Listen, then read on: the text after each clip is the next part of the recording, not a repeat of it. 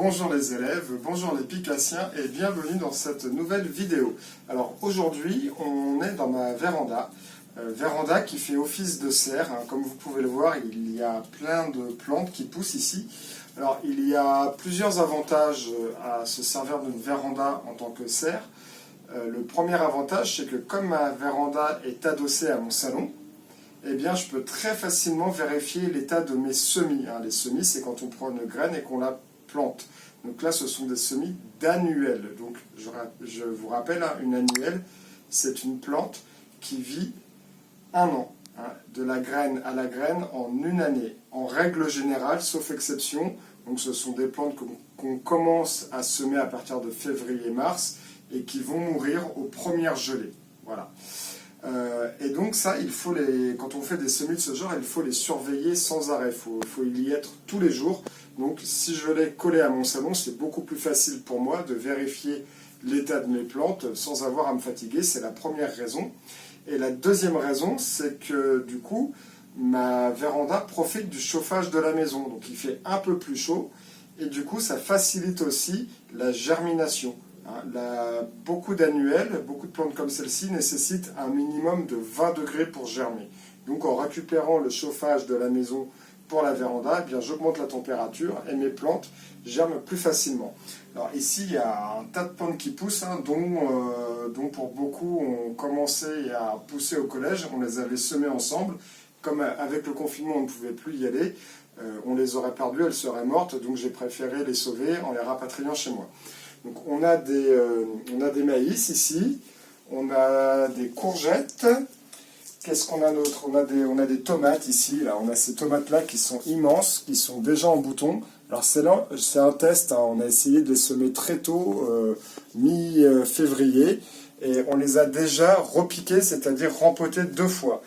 Au début, les tomates, on les met à pousser dans des petites terrines que je vais vous montrer tout de suite. Alors, voilà.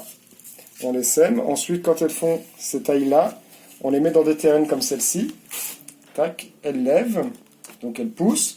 Ensuite, on les repique individuellement.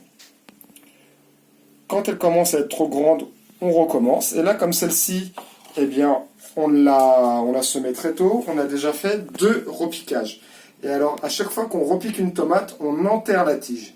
Simplement parce que si là je la replante, et admettons que je la replante en mettant de la terre jusque-là, ce que je ferai certainement, eh bien toute cette partie-là va produire des racines. Du coup, ma plante sera beaucoup moins sensible à la sécheresse.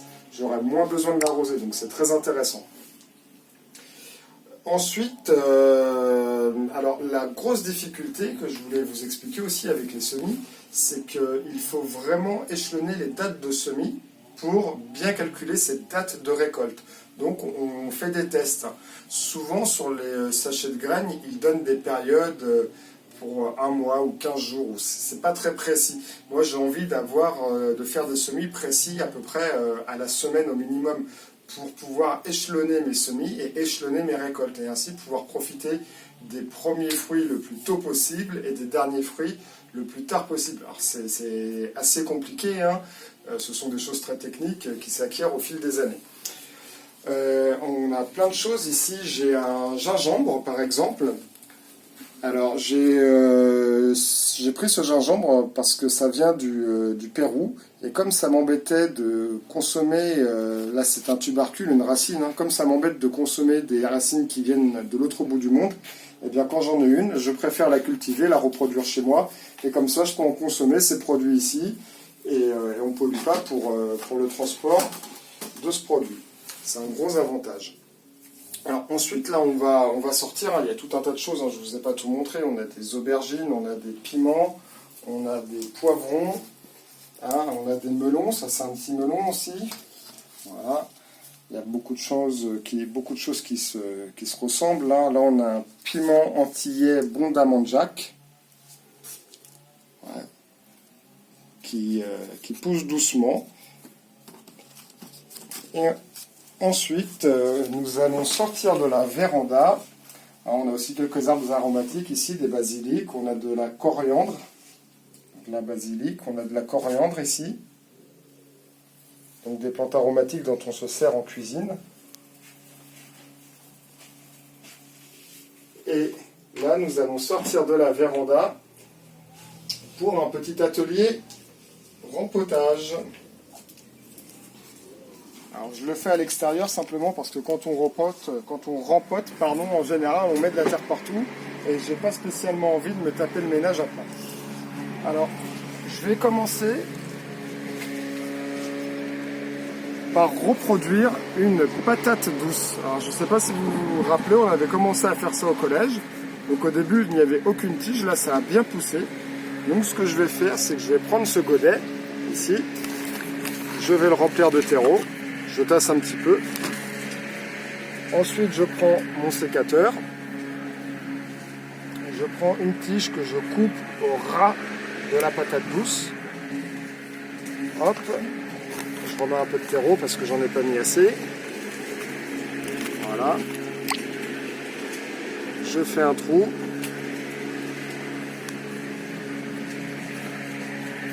Je tasse un petit peu autour. Et voilà, ma plante est repiquée, j'aurai plus qu'à l'arroser.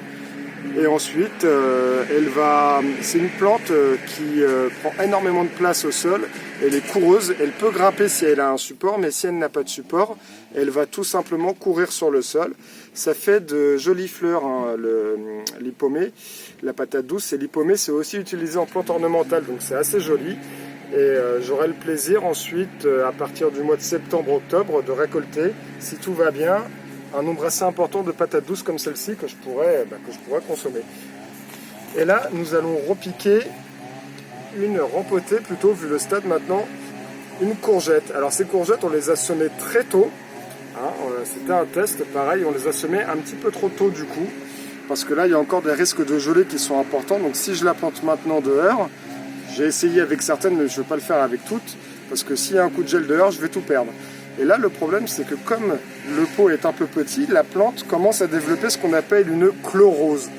Les feuilles jaunissent un peu.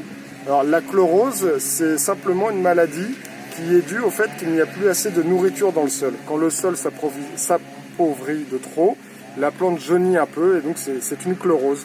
Et à ce moment-là, ça veut dire qu'il est grand temps de la rempoter. Donc je vais la mettre dans un pot plus grand avec de la nouvelle terre pour qu'elle puisse trouver à manger. C'est pareil, c'est très simple, hein. Je remets un peu de terre au fond. Ensuite, je prends ma plante. Hop. Je la mets à l'envers. Vous voyez tout le racinaire, comment ça s'est développé tout autour. Alors je vais un peu, légèrement pas trop là, hein, je vais un peu casser les racines ou décompacter la motte. Parce que sinon les racines vont continuer à tourner en rond et vont pas bien investir le nouveau pot. Donc, voilà, doucement, je décompacte un petit peu, hop. Ensuite, je re-remplis de terreau.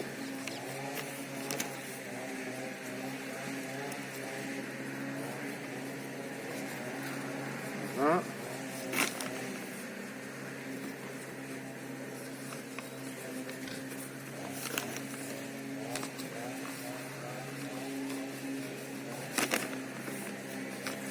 Hop.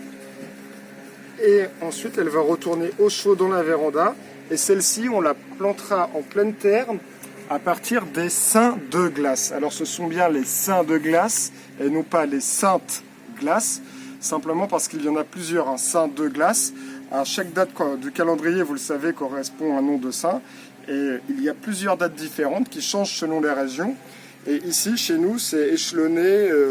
Alors maintenant ça a assez changé les règles, hein, puisque tout se réchauffe, et on va dire de mi-mai jusqu'au 22 mai, on peut encore avoir des risques de gelée, donc ce sont la période des seins de glace.